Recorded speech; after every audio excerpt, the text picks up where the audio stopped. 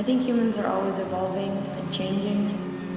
It's a natural process of life, but there is clear moments in history, time stamps almost, that declare the start of an era or the end of another. Our generation is currently experiencing one of the larger transformations. It sparks for creativity. It looks for more. It's curious now, more than it ever has been, to explore. I think that's our purpose in life, to explore, to enjoy, to experience. Simply it. And people are starting to realize.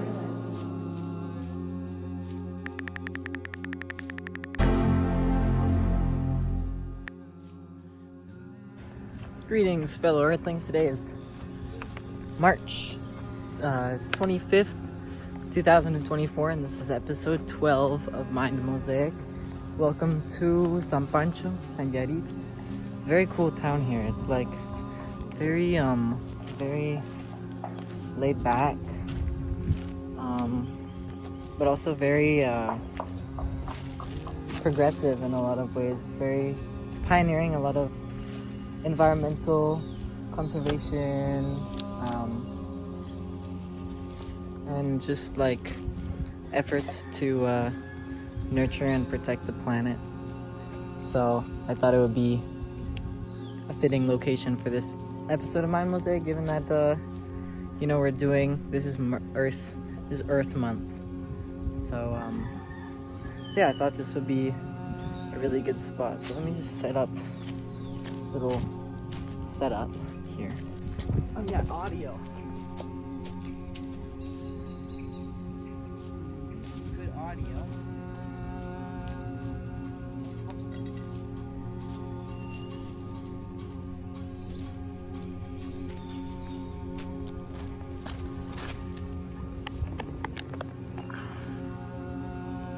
Let's see if this makes a difference. Check 1 2 1 2. That should be a little better. All right. So yeah, episode 12, San Pancho, Nayarit, and I wanted to come here and film this video here because this town is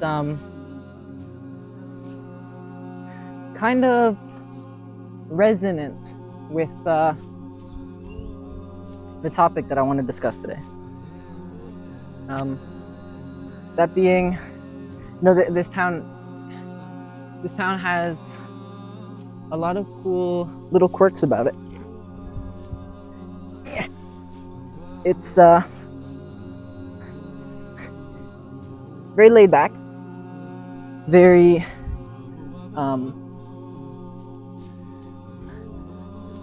very chill, but it also is kind of revolutionary in the sense that it's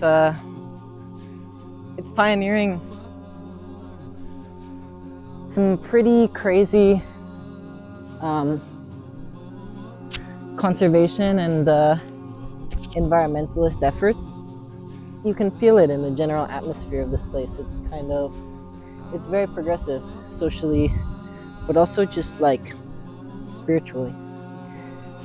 So yeah, today I wanted to talk about the topic of where is it? The topic of metamorphosis. In both a natural biological sense, but also in a way that I don't think I've ever heard anyone talk about, and that is in a social sense, in a societal sense. I think that in the same way that a caterpillar can wrap itself in a cocoon like this, and then can emerge, not always so gracefully, as a completely transformed animal, almost unrecognizable. I think that in the same way that a frog or a tadpole can grow legs and lungs and transform into an almost completely unrecognizable animal, societies can too, and do. I think there's a precedent for it. The Dark Ages were a time of, well, darkness and fear and death and pain.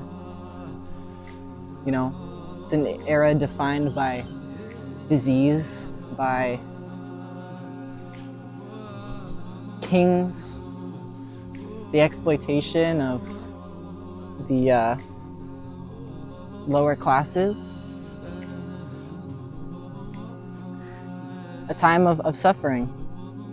They call it the Dark Ages for a reason.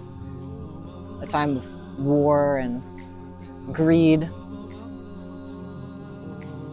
And then came the Renaissance. And the Renaissance was a profound shift in consciousness that revolutionized all these different fields, both academic but also just social. It's like everyone knows the familiar names and faces of the time: Da Vinci, Michelangelo. It was a time defined by change and by enlightenment, by a realization of science, of art, of philosophy. It was a time when new democratic systems of governance were being born into existence through the collaboration of minds. It was a time when completely unseen and unprecedented art was being created.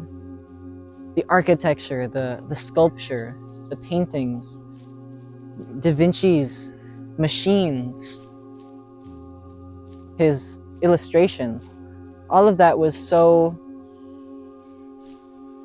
sudden, it was so abrupt, and it sent waves throughout society. It sent waves throughout the zeitgeist of the time.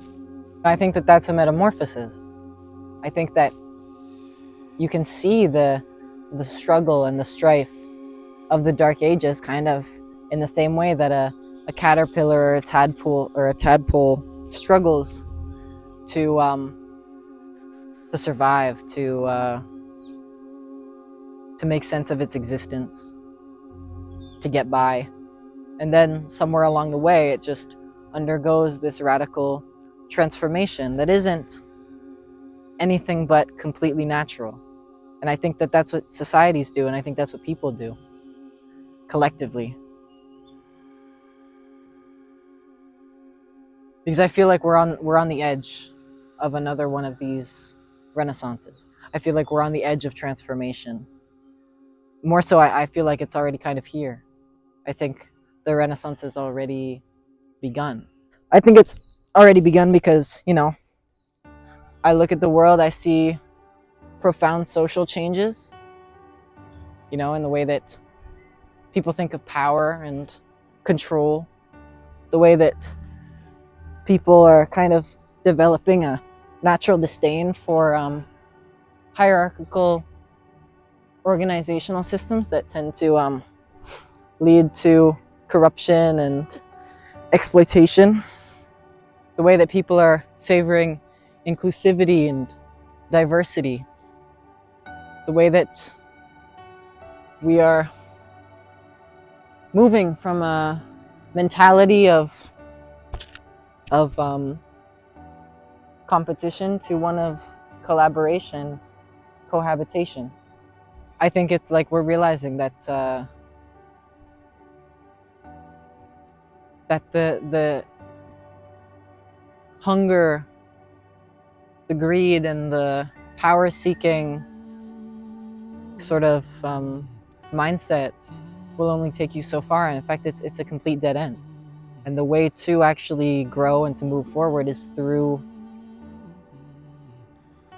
the understanding of symbiosis and the understanding of ecosystems, the fact that we're all one, that we're all connected. And I think when a society kind of collectively comes to that realization, it's then that the profound transformation takes place. It's when we realize that we're connected, that we start to act like we are. And that's where you get a renaissance from. That's where you get metamorphosis from.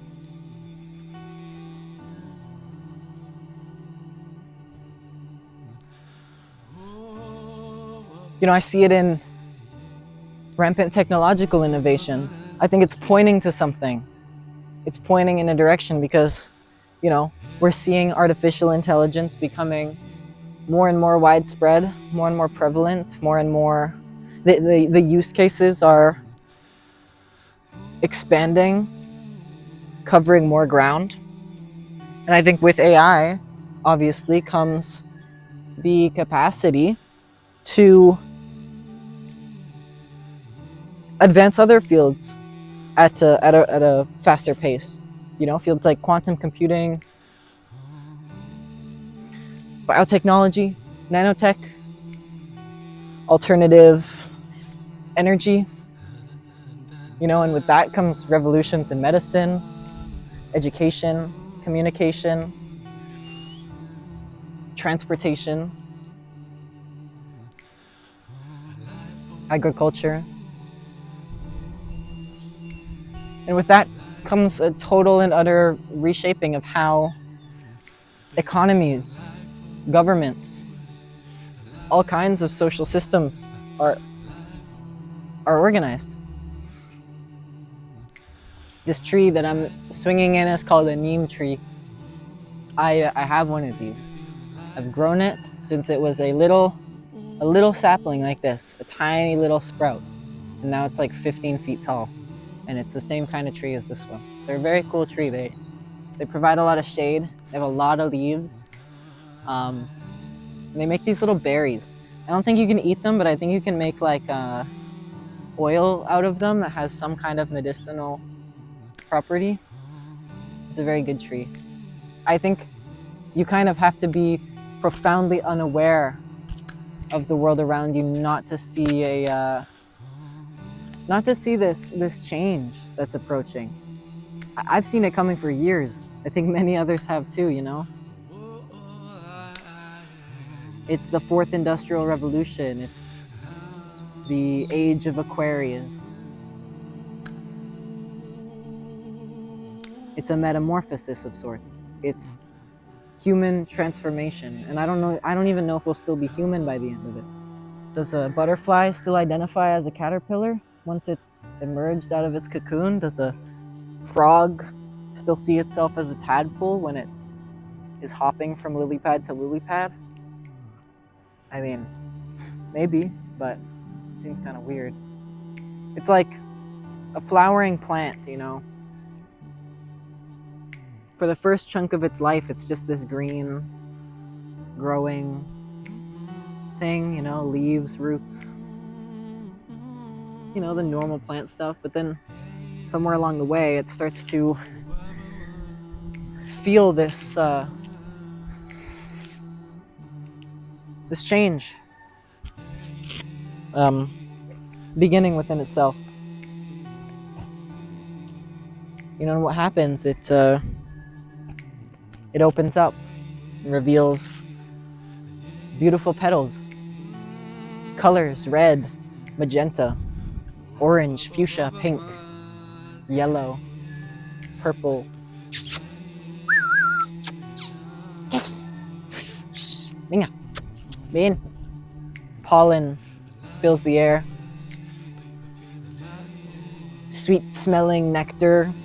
And flowers, to us, you know, they're a symbol of beauty. Yeah. A flower is a symbol of love. And I see it as a symbol of the manifestation of potential. A plant, a flowering plant, has not manifested itself fully until that flower blossoms, you know? The bud has just cracked open. And I think people everywhere are starting to see that, starting to realize our potential as conscious agents on a planet that we are all connected to, in a society that we're all sharing with each other as one big family.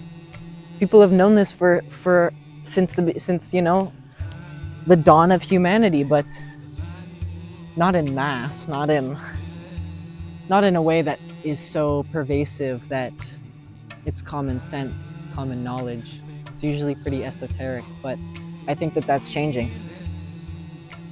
I see that that's changing. I feel like I'm living proof that that's changing.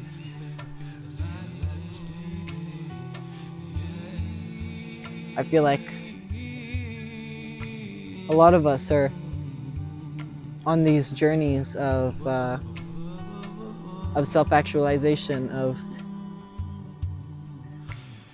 becoming more aware of our state of consciousness elevating, and recognizing all of these, you know, all of the blessings in the hardships, recognizing the value of our experience, recognizing the value of existence.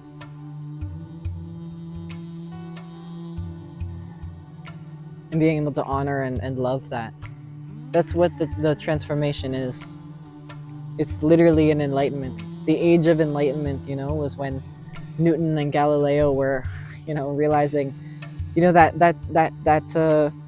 I'm pretty sure it's like a engraving onto like wood or stone or something, I think wood, of that man peering out beyond the firmament and realizing that there's a world of you know, of mathematics, of gravity, outside of the flat and two-dimensional perception of the earth and of the universe that was so pervasive at the time.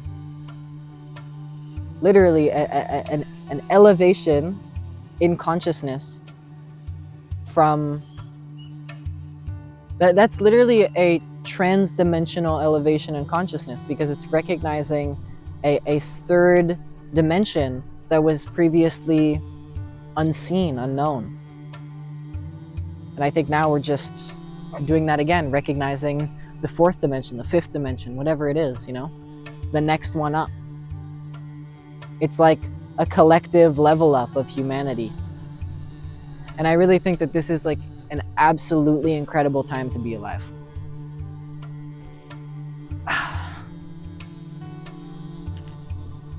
I think that in the next year and the next 5 years, we're gonna witness utterly awe-inspiring changes of such tremendous magnitude that, you know, we're gonna look back on this era, you know, on this time right now, the same way that we now look back on, you know, people in the Dark Ages.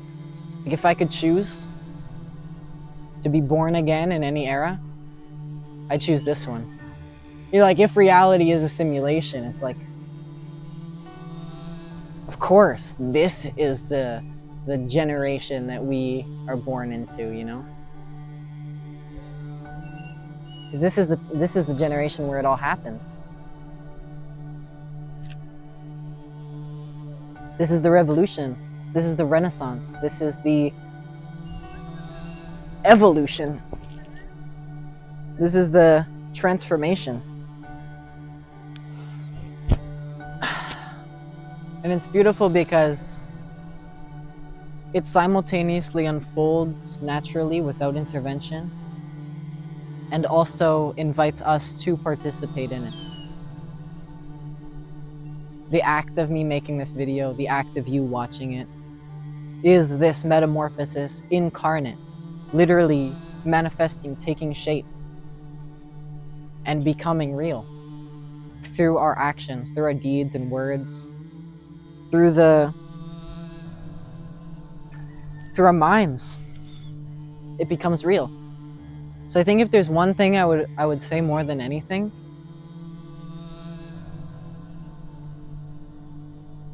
it would be an encouragement for you to get out there and lend a hand, contribute your unique melody to the symphony, weave your own thread into the tapestry.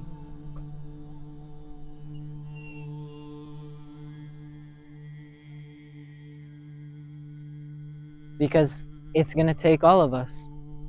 It's a collective metamorphosis. No one is left out, you know? Make connections, strengthen connections. Add a little more beauty to the world. Or a lot more, if that's your, if you're able. And just remember how much of a blessing it is to be alive. Remember that you're loved. Remember that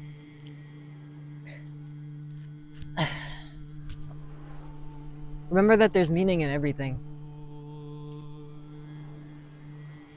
And remember that life really is what you make it. So make it beautiful. Make it fantastic. Make it the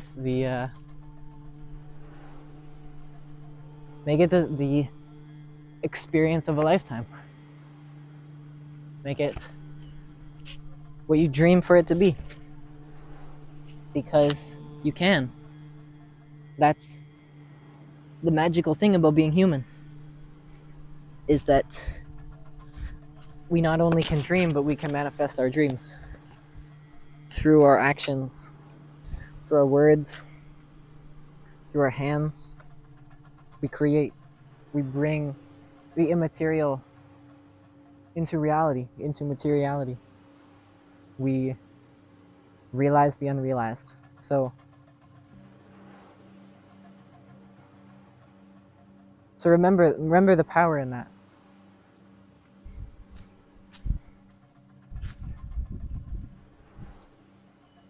Just love. Because the more love you give, the more love there is in the world. And the more love there is in the world, the better world it is for everyone.